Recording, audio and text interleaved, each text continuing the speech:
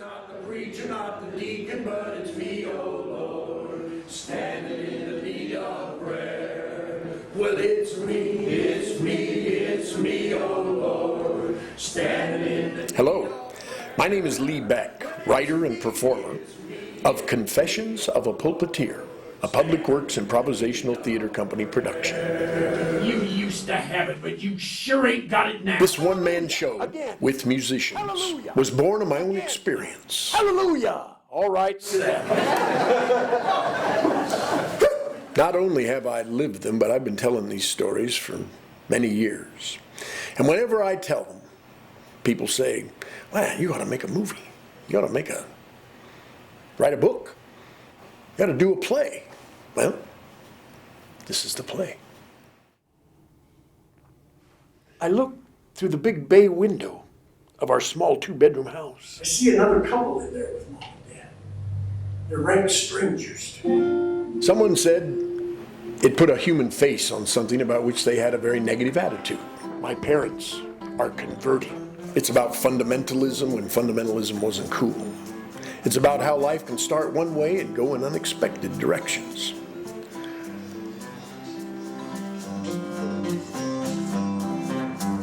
Some bright morning when this light is o'er, I'll fly away to that home on God's celestial shore.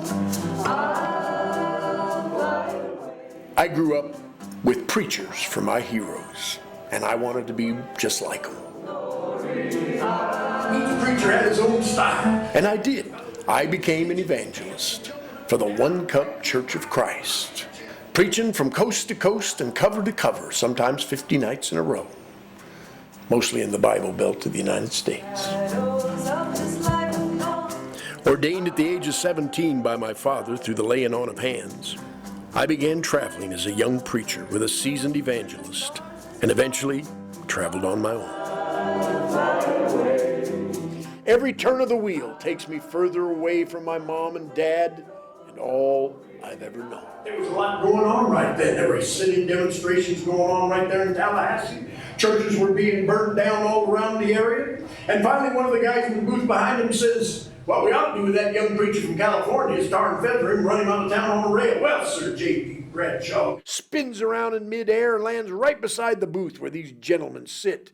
He points his gnarly finger down at these boys in the booth and says, "Y'all leave that boy alone. Y'all think nothing of sending thousands of dollars to Africa to preach to niggers. Now you leave us alone if we want to go out here in the country and preach to a few of them."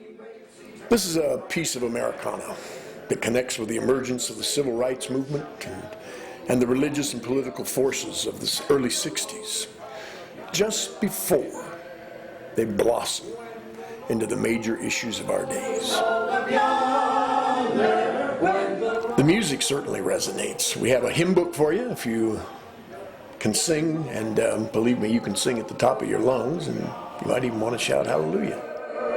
When the roll is called up yonder, I'll be there. Yes, brothers and sisters, I'm going to be there, and you're going to be there too.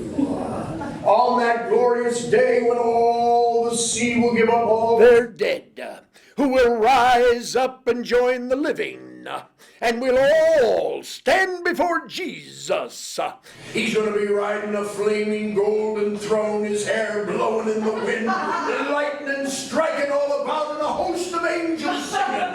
And he's going to sit down there, and he's going to take that great big book of life, brothers and sisters, and he's going to... This is a piece about a little part of all of us, I think.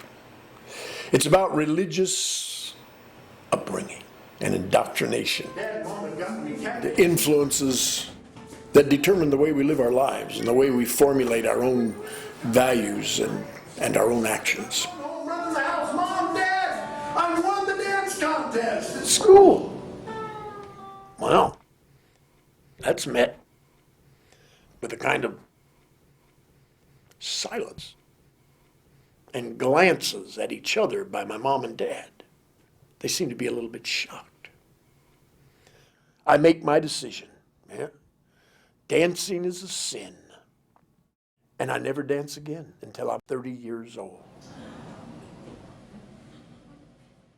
I did this play because it seemed to resonate with these times of religious and political fervor. This is my story in relation to all that. It tells the truth. You'll laugh, you'll cry. Ain't gonna let nobody